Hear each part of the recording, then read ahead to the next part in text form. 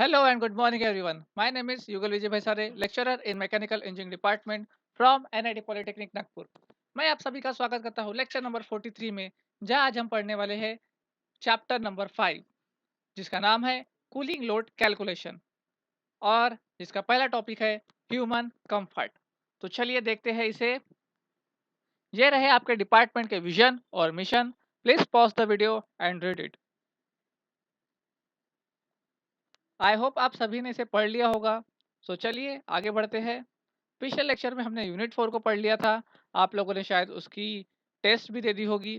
ठीक है, तो आगे हम देखते हैं लर्निंग आउटकम्स। मतलब आज हम क्या पढ़ने वाले हैं, आज हम ह्यूमन कंफर्ट के बारे में पढ़ेंगे और ये रहे आपके program outcomes to be achieved. ठीक है, सो सबसे पहले हम लोग देखते हैं thermal exchange of body with the environment. तो आप सभी को पता है कि इन्वायरमेंट के साथ हमारा थर्मल एक्सचेंज होते रहता है हमारी बॉडी का। ठीक है, बाहर का एटमॉस्फेरिक टेम्परेचर जितना भी होगा, हम उसके अनुकूल अपने टेम्परेचर को ढालने की कोशिश करते हैं, है ना। तो ये बहुत ही ज़्यादा इम्पोर्टेंट बनता है हमारे लिए। जैसा कि आप लोगों को पता है कि ह्यूमन से तीन तरीके की तीन तरीके से थर्मल एक्सचेंज होता है। तीन तरीके से थर्मल एक्सचेंज कौन सा होगा? सबसे पहला होता है कंडक्शन, कन्वेक्शन और रेडिएशन। तो देखो किसे होगा कि जैसे ये कंडक्शन है, कंडक्शन कितना 3% माना गया है, कन्वेक्शन जो है वो 27% माना गया है और रेडिएशन जो है वो 40% माना गया है। अब कंडक्शन कैसे होगा? तो मान लीजिए आप फ्लोर पे खड़े हो, है ना, किसी जगह पे खड़े हो या फिर किसी को हाथ लगा के खड़े हो, तो क्या होगा, एक मॉलिक्यूल से दूसरे मॉलिक्यूल पे क्या होगा, हीट ट्रांसफर होगी, जिसकी वजह से क्या होगा, कंडक्शन होगा। दूसरा, आपके आसपास से क्या हो रही है, एयर पास ऑन हो रही है ना। एयर पास ऑन हो रही है तो उसकी वजह से क्या होगा, कन्वेक्शन होगा और कन्वेक्शन की वजह से क्या होगा, आपकी बॉडी हीट ट्रांसफर करेगी, है ना। आपकी बॉडी क्या करेंगे, हीट को ट्रांसफर करेगी। और सन की रेज आपके ऊपर आ रही है, सन की रेज आपके ऊपर आ रही है, जिसकी वजह से क्या होगा, रेडिएशन होगा। ठीक है, तो आप लोगों को यह ध्यान में रखना है कि अपनी जो बॉडी है वो किन किन पैरामीटर से थर्मल एक्सचेंज करती है। तो कंडक्शन, कन्वेक्शन और रेडिएशन से करती है। ठीक है, आगे देखते हैं हम लोग। The heat exchange between the man and environment are express by the following energy balance equation. तो उसको एक एनर्जी बैलेंस इक्वेशन से सॉल्व किया गया, जिसमें से अपने को पता चला कि m माइनस डब्ल्यू equals to q plus s. इसको ध्यान में रखिए आप इस इक्वेशन को, कि क्या है वो, m माइनस डब्ल्यू इक्वल्स टू क्यू प्लस, जहां पर m क्या है वो मेटाबॉलिक रेट होता है। ठीक है, w क्या होता है, वर्क डन कितना किया मैन ने। क्यू क्या होता है, rate of convection, radiation and evaporation loss. ठीक है, कन्वेक्शन की वजह से कितना हो रहा है, रेडिएशन की वजह से कितना हो रहा है और इवोपरेशन की वजह से कितना हो रहा है। ठीक है, मैन खुद का इवोपरेशन भी करता है तो उसकी वजह से कितना लॉस हुआ, वो क्या होता है, क्यू। ठीक है, और एस मतलब आपकी स्टैटिक जो एनर्जी है उसको हम बोलेंगे एस। ठीक है, सो आपको ये इक्वेशन ध्यान में रखना है। तो आप लोगों को ये भी ध्यान में रखना है अभी कि यार बॉडी जो है वो हीट तो एक्सचेंज कर रही है, लेकिन कौन सी प्रकार की हीट एक्सचेंज करती है। तो दो प्रकार की हीट आप लोगों ने पढ़ा है, एक होती है सेंसिबल हीट और दूसरी होती है लैटेंट हीट। तो सेंसिबल हीट कैसे होगा, मान लीजिए आप कंडक्शन कर रहे हो, किसी बॉडी को छू रहे हो, उसकी वजह से क्या हो रही है, आपकी दोनों की टेम्परेचर में चेंजेस हो रहे हैं। मान लीजिए मैंने अभी यहाँ पे इस मोबाइल को छू लिया, इस मोबाइल को मैंने पकड़ लिया, तो इन दोनों, इसका टेम्परेचर कुछ ज़्यादा होगा, इसका टेम्परेचर कुछ कम है, तो क्या होगा, दोनों के बीच में क्या होगा, टेम्परेचर डिफरेंस हो जाएगा। ठीक है, उसकी वजह से हीट एक्सचेंज होगा। इसको हम लोग क्या बोलेंगे, सेंसिबल हीटिंग। इसको हम लोग क्या बोलेंगे, सेंसिबल हीटिंग। लेकिन आपकी बॉडी के हिसाब से देखता हूं मैं कि अगर आप लोगों को एयर मोशन की वजह से आपके बॉडी से क्या हो रहा है, इवोपरेशन हो रहा है, आपकी बॉडी से क्या हो रहा है, इवोपरेशन हो रहा है, हीट रिलीज हो रही है, हीट रिलीज हो रही है, तो उसकी वजह से क्या होगा, इसको इसकी वजह से क्या होगा, आपको पसीना आएगा, है ना। पसीना आता है, आपके बॉडी में कुछ चेंजेस होते हैं, तो उसको क्या बोलेंगे हम लोग, latent heat of evaporation. Pressure difference के वजह से जो भी चेंज हो रहे हैं उसको हम लोग क्या बोलेंगे, लैटेंट हीट ऑफ इवापोरेशन। ठीक है, तो ध्यान में आ गया, दो तरीके से हीट चेंज होंगी, एक होता है सेंसिबल हीटिंग, दूसरी होंगी लैटेंट हीटिंग। तो याद रखिए इसको अभी। ठीक है, अब हम देखते हैं behaviour of human body. Behaviour of human body आप लोगों को पता है सीजन के हिसाब से चेंज होती है। तो सबसे पहला मैं लेता हूँ समर कंडीशन। समर कंडीशन में क्या होगा कि आपके जो एटमॉस्फेरिक टेम्परेचर है उसका टेम्परेचर बहुत ज़्यादा होगा, आपकी बॉडी का टेम्परेचर बहुत ही कम होगा।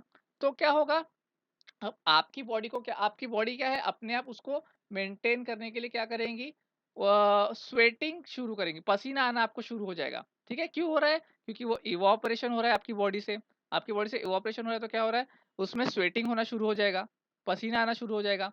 अब क्या होगा, क्यों हो रहा है ये? अब इसमें हो क्या रहा है? सेंसिबल हीटिंग हो रही है क्या? नहीं, सेंसिबल हीटिंग बहुत ही कम होती है, लेकिन लैटेंट हीट बहुत ज़्यादा निकलती है। और लैटेंट हीट बहुत ज़्यादा निकलने से क्या होगा, आप लोगों को क्या होगा, पसीना आएगा। और आप लोग क्या चाहेंगे फिर, कि समर कंडीशन में आप लोग कुछ इस लेडी की तरह किसी पानी वाली प्लेस में चले जाए, ताकि आपकी बॉडी को क्या ठंडक मिल सके, है ना? सभी लोग चाहते हैं यार समर में हम लोग ऐसे घूमने जाए, ऐसे पानी वानी की कंडीशन में चले जाए, है ना? सो दूसरा होता है विंटर कंडीशन। अब विंटर कंडीशन में क्या होगा, कि एटमॉस्फेयर का टेम्परेचर आपके बॉडी के टेम्परेचर से बहुत बहुत बहुत ही कम होगा। ठीक है, विंटर का टेम्परेचर बहुत कम होता है, आप लोगों को पता है, अपने यहाँ पे तो बहुत ठंडी भी पड़ती है और बहुत ज़्यादा गर्मी भी पड़ती है ना? तो ठंडी में क्या होगा, आपका टेम्परेचर बहुत कम हो, एटमॉस्फेयर का टेम्परेचर बहुत कम हो गया। तो आप लोग क्या करते हो यार, आपकी बॉडी से पसीना निकलेगा क्या? नहीं निकलेगा। आपकी बॉडी क्या करेंगी, आपकी बॉडी क्या करेंगी, सेंसिबल हीटिंग की वजह से क्या करेंगी, आप लोग हीटिंग लेना शुरू करेंगे। जैसे कि आप लोग मान लो गर्म कपड़े पहन लोगे, चादर के अंदर घुस जाओगे, सभी को पता है यार, आप लोग यही करते हो। ठीक है, चादर के अंदर घुस के पता नहीं क्या क्या कर लेते हो। ओके, सो क्या होगा, आपकी बॉडी में अगर फिर भी हीटिंग नहीं क्रिएट हुई, तो आप क्या करोगे, श्यूरिंग करोगे, आपको ठंड लगेगी, तो आप लोग ऐसे ऐसे हिलना शुरू कर दोगे। ठीक है, सो कुछ इस लेडी की तरह, है ना, कुछ इस लेडी की तरह आप क्या करोगे, यहाँ पर शिवरिंग करना शुरू कर दोगे। सो ये क्यों हो रहा है, क्यों हो रहा है, क्योंकि आपकी बॉडी सिर्फ और सिर्फ सेंसिबल हीटिंग के ऊपर काम कर रही है।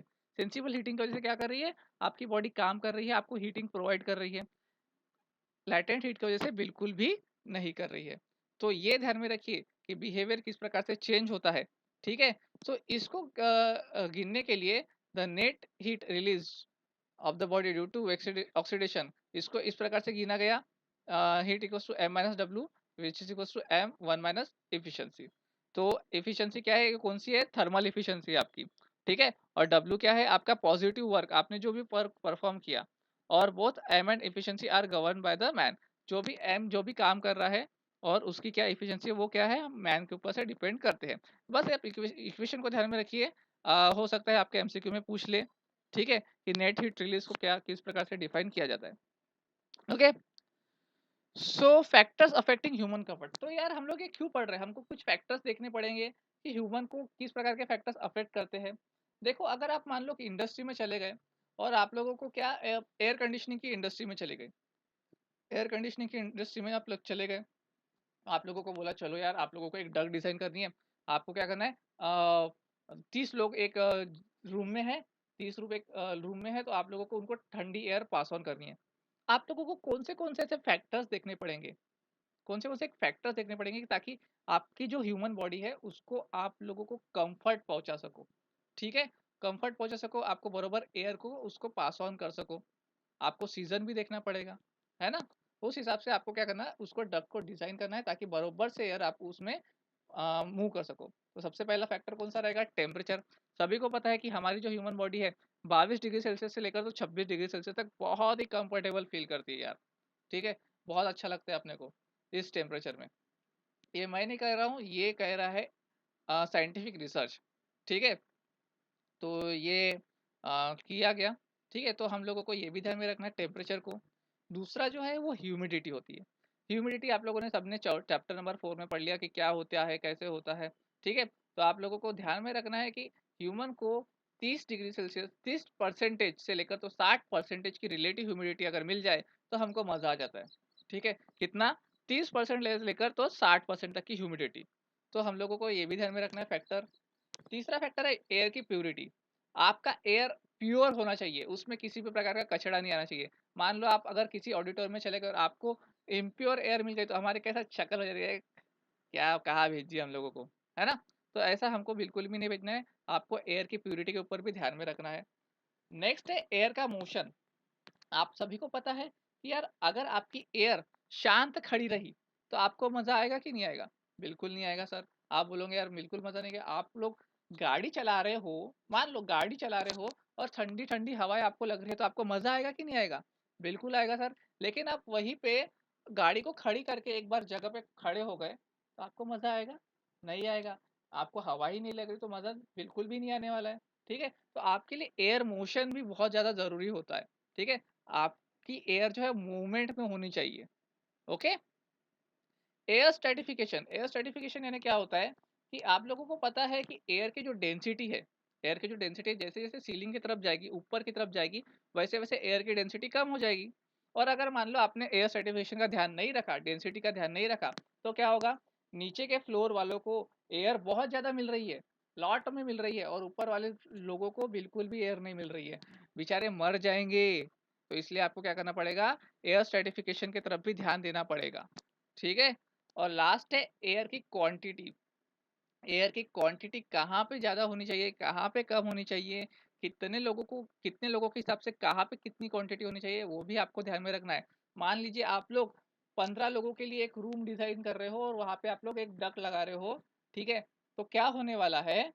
आप लोग कितना टन का एसी लगाओगे भैया? 1 टन का काफी हो जाएगा 15 लोगों के लिए।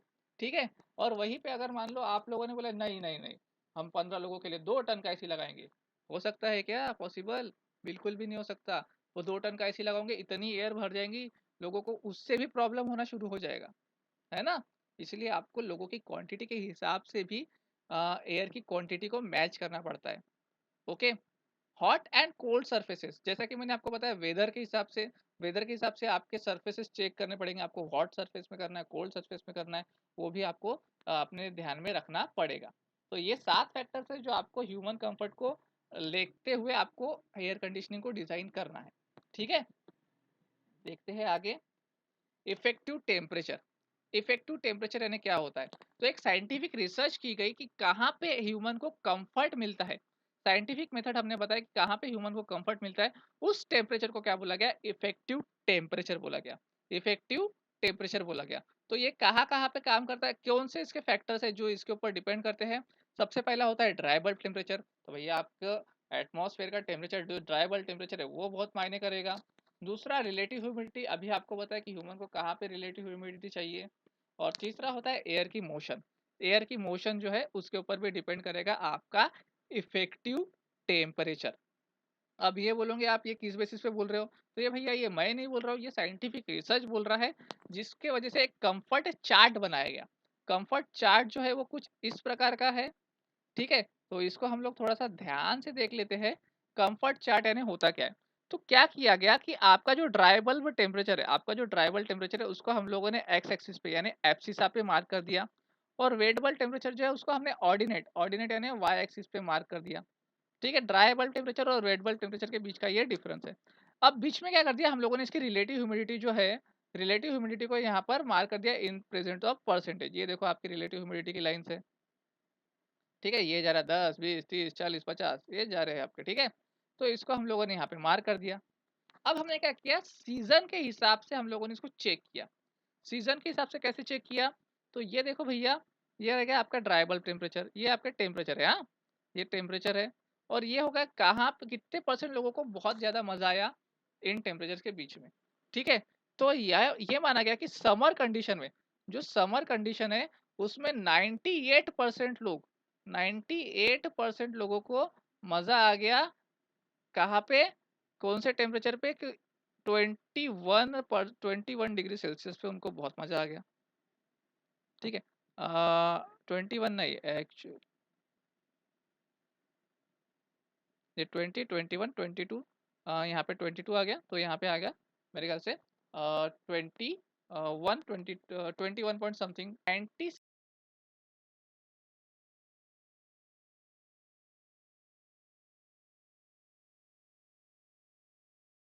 99% लोग, आई थिंक 99% लोग, ग्राफ से पता चल जाता है 99% लोगों को कि 20 डिग्री सेल्सियस पे उन लोगों को बहुत अच्छा लगा, उनको कंफर्ट फील होता है। ठीक है, उनको कंफर्ट फील हुआ। तो इसके वजह से हम लोग बोलते हैं कि 20 डिग्री सेल्सियस से 26 डिग्री सेल्सियस के बीच का जो ग्राफ होता है, ये जो चार्ट हम लोगों ने बनाया, उससे हमको पता चला कि 20 से लेकर तो 26 डिग्री सेल्सियस का जो ग्राफ होता है, वहां पे ह्यूमन को कंफर्ट फील होता है। ठीक है, तो ये ध्यान में रखिए आप लोग, ये चार्ट को किस प्रकार से रीड किया जाता है। ओके, सो आई होप आज का लेक्चर आप सभी को समझ में आया होगा। तो आज का यूनिट आउटकम्स क्या अचीव हुए, हमने डिस्क्राइब किया ह्यूमन कंफर्ट को। आज के लेक्चर में हम लोगों ने पढ़ा different different factors regarding human comfort. Effective temperature को भी डिफाइन कर लिया हम लोगों ने। और ये रहे आपके program outcomes to be achieved. Question किस प्रकार से पूछेगा आपको एमएसबीटी, तो क्वेश्चन पूछेगा कि डिफाइन करो भैया इफेक्टिव टेम्परेचर क्या होता है, इसके सिग्निफिकेंस क्या होता है। ठीक है, क्या इसके सिग्निफिकेंस हो गए, तो हमने 3 सिग्निफिकेंस देख लिए जो हमको डिजाइन के समय काम में आएंगे। स्टेट और एक्सप्लेन करो भैया कि क्या होते हैं ह्यूमन कंफर्ट फैक्टर्स, कौन से इफेक्ट करते हैं, तो मैंने आपको 7 फैक्टर बता दिए।